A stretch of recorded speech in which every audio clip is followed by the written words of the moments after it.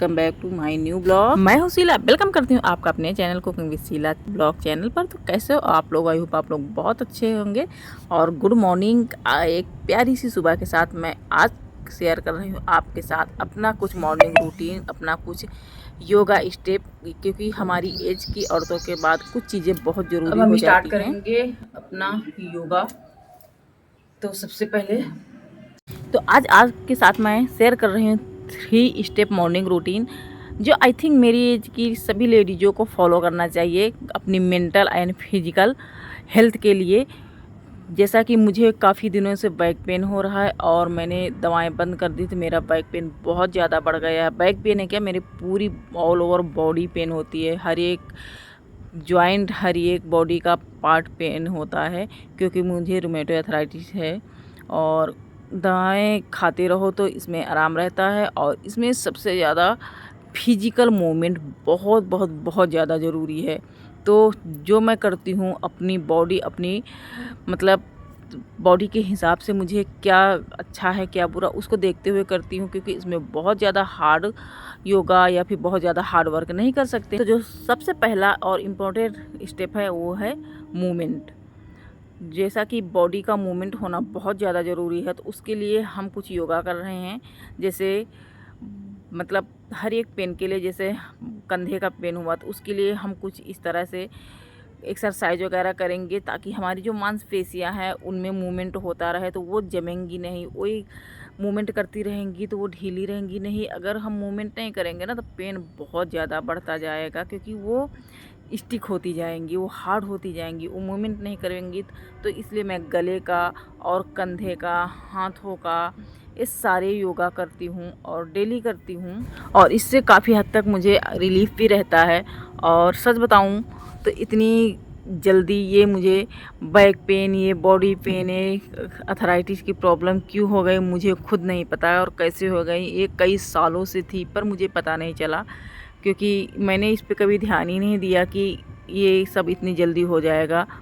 तो कहीं भी किसी भी जॉइंट पे पेन होता है तो सबसे पहले आप लोग उसे इग्नोर बिल्कुल मत करें, तुरंत अपना चेकअप करवाइए, और अच्छे से चेकअप करवाइए, ताकि आपको पता चल सके कि हमारी बॉडी में, हमारे जॉइंट्स, हमारे किसी भी अंग में पेन क्यों हो रहा है।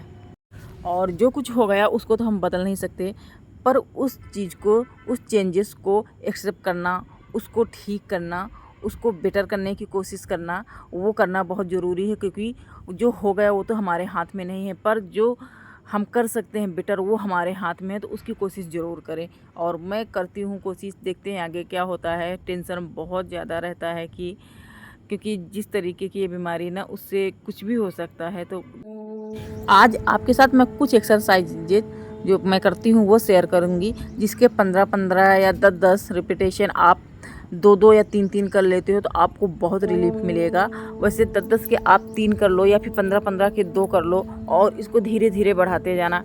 अगर आप नहीं बढ़ाते हो, 2 भी कर लेते हो, तो देखना हफ्ते में आपको बहुत रिलीफ मिलेगा, आप बहुत बड़ा इम्प्रूवमेंट देखोगे। और बहुत इजी है, आप आसानी से कर सकते हो। देखना आपको बैक में, आपको जोड़ों में दर्द में भी काफ़ी रिलीफ मिलेगा। तो यहाँ पे मैं ओम का उच्चारण कर रही हूँ, क्योंकि मन को शांत रखना और मन को स्थिर रखने के लिए कुछ योगाभ्यास जो होते हैं वो बहुत अच्छे होते हैं। तो ओम का उच्चारण अगर आप करते हो तो इससे हमारी पूरी ऑल ओवर बॉडी में एक तेज आता है। और उसके बाद मैं कुछ पैरों की, पहले घुटनों की एक्सरसाइज करूँगी। तो पहले बॉडी को जो ना, मतलब किसी भी योगा या फिर किसी भी एक्सरसाइज करने से पहले बॉडी को जो है ढीला करना है, बॉडी को उसके लिए तैयार करना बहुत ज़रूरी होता है। और उसके बाद ये घुटनों के दर्द के लिए है, कमर में भी रिलीफ करता है। जैसा कि आप स्क्रीन पे देख सकते हो, सीधे बैठ जाना है आपको और पैरों को फैला लेना, और जो घुटना होता है उसके नीचे वाले पार्ट को हमको दोनों हाथों से, अंगुलियों से जकड़ करके पकड़ लेना, और पैर को, अपने घुटने को अपने सीने से टच करना है, और उसके बाद पैर को बिल्कुल सीधा करना। इससे आपकी नीचे वाली मसल जो है ना, उसमें आपको खिंचाव देखने को मिलेगा। और अगर आप फर्स्ट टाइम कर रहे हो तो आपको पेन भी होगा, पर उससे आपको डरना नहीं है। जितना ज़्यादा आप पैर को सीधा कर सकते हो उतना ज़्यादा सीधा करिए, ताकि जो नीचे वाली हमारी मसल्स होती है पैर को, उसमें खिंचाव होगा, तो जो जकड़ी हुई वो ढीली होगी। और इसको आप 15-15 के या फिर फर्स्ट टाइम कर रहे हो 10-10 के 2 बार इसको दोहरा सकते हो। और उसके बाद हम कुछ सेकंड का ब्रेक लेंगे और करेंगे अगली एक्सरसाइज। तो यहाँ पे मैं सीधे लेट जाऊँगी। और आज की जो मैं एक्सरसाइज बता रही हूँ वो जिसको पेन है या फिर जो गठिया का मरीज है उसके लिए है, और मैं ये करती हूँ तो मैं वही बता रही हूँ। बाकी बहुत ज़्यादा हार्ड आप कर रहे हो या फिर आप नहीं कर रहे हो, आपको नहीं भी है, तो ये एक्सरसाइज ज़रूर कीजिए ताकि भविष्य में आपको कभी कोई ऐसी समस्या का सामना ना करना पड़े जो बहुत ही दर्द देने वाली समस्या हो। तो आप अगर नहीं करते हो तो मॉर्निंग योगा करना ज़रूर स्टार्ट करें। और हाँ, हम थोड़ा सा रेस्ट लेके अगली एक्सरसाइज करें। यहाँ पे मैं सीधे लेट गई हूँ और पहले तो मैं एक एक पैर जो है सीधा करूँगी। उसके बाद अगर आपको कमर में पेन है, लोअर में पेन है, मतलब लोअर बैक में, तो आप हाथों को अपने कमर के नीचे रख लीजिए या फिर अपने हिप के नीचे कर लीजिए ताकि आपको कोई दिक्कत ना हो, नीचे आपका मतलब दर्द ना बढ़े। और उसके बाद हम दोनों पैरों को एक साथ उठाएंगे और कमर की अपनी बिल्कुल सीधी ले जाएंगे और कोशिश करेंगे कि पैरों को खींच करके बिल्कुल सीधा है। और उसके बाद हम कुछ सेकंड का या फिर कुछ देर का अपना ब्रेक देंगे, बॉडी को रिलैक्स करेंगे। उसके बाद फिर अगले एक्सरसाइज करेंगे।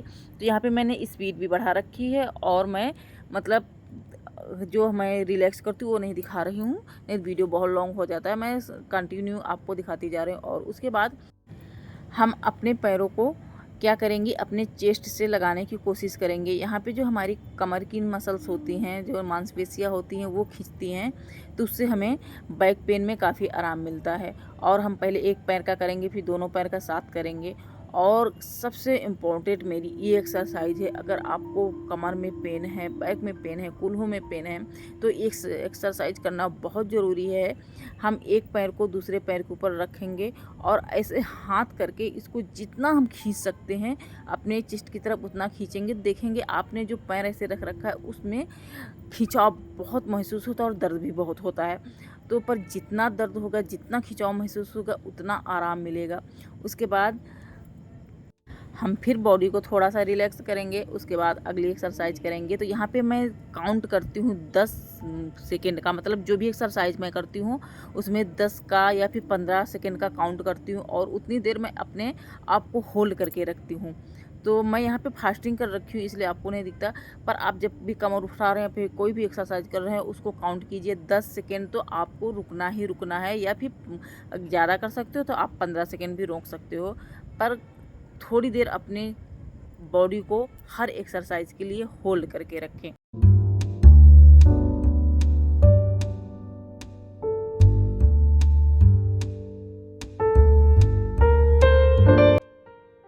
और फिर हम कुछ सेकंड का बॉडी को रिलैक्स देंगे और उसके बाद ये हम जो एक्सरसाइज करेंगे इसकी जो अपनी अपर बॉडी हो उसको हम स्टिच करके रखेंगे, खींच के रखेंगे।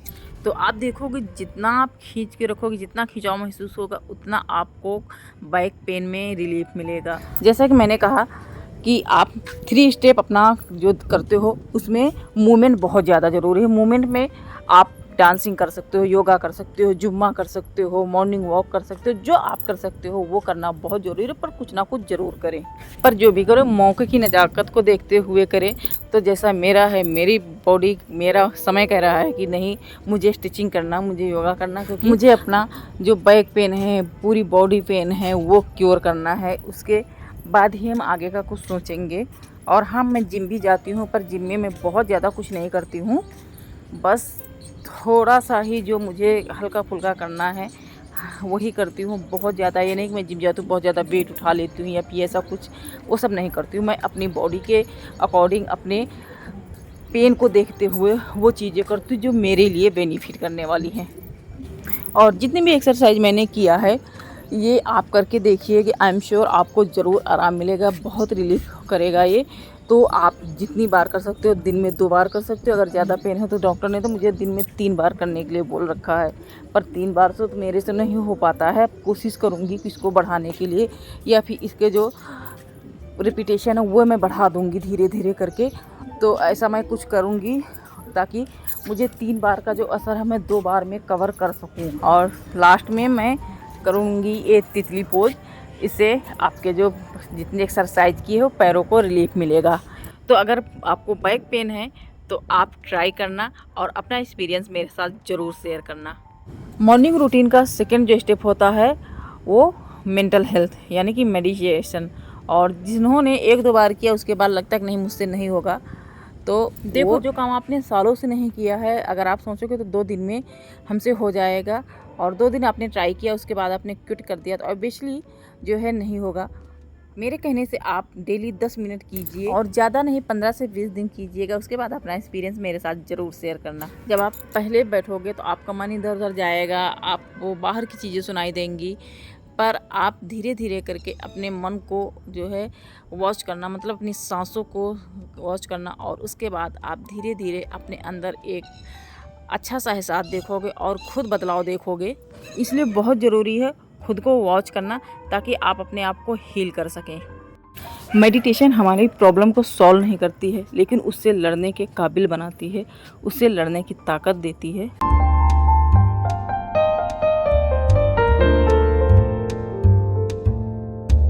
तो हेलो दोस्तों, अभी मैंने पूरा काम फिनिश कर लिया है और अभी मैं आ गई हूँ किचन में। तो सबसे पहले आज मैं बना देती हूँ बच्चों के लिए, तो कुछ तो नाश्ता वगैरह बनाएंगे, और उसके साथ आज है वट सावित्री। तो व्रत तो मैं रहती नहीं हूँ, पर हाँ जो बरगद बनते हैं वो ज़रूर हमारे यहाँ बन के घर में ही पूजा होती है। बाकी मैं बरगद पूजने नहीं जाती हूँ, पहले से मैंने इनसे नहीं पूजा, तो बीच में नहीं स्टार्ट करती हूँ। ये गुड़ मैंने भिगो दिया था, तो नहाने जाने से पहले मैंने गुड़ को भिगो दिया था कि जब तक मैं नहाऊंगी पूजा पाठ करना होगा, मतलब पूजा तो बरगद बनाने के बाद ही करेंगे, तब तक ये पिघल जाएगा। तो अब बनाऊंगी इससे मैं बरगद।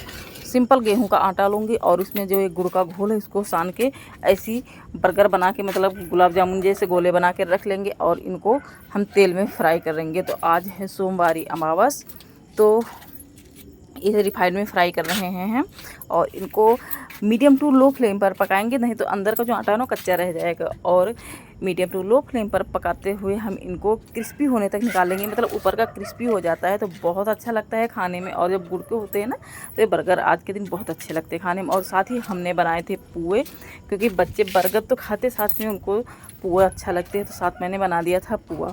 तो अभी ये सब बच्चों को नाश्ता भी हो जाएगा, और सबसे पहले मैं भी कर लेती हूँ पूजा। तो मैं घर की में पूजा करती हूँ, मतलब बरगद बना के। बाकी जो घर की पूजा होती है वो पूरी होती है, सिर्फ बरगद पूजने नहीं जाते, क्योंकि क्या ना ससुराल में कोई पूजता नहीं था और मायके में भी कोई नहीं पूजता था, तो कभी मैंने किया ही नहीं। और यहाँ पे कई लोगों ने बोला कि आप पूजा कर सकती हो, क्योंकि ये पति के लिए पूजा होती है और आपके घर में पूजा होती है, ऐसा है कि नहीं होता है।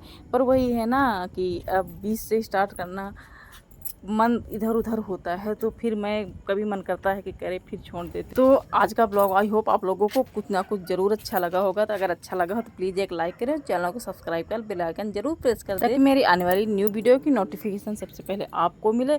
तो मिलते हैं नेक्स्ट ब्लॉग में, तब तक के लिए bye, take care, thank you so much, bye.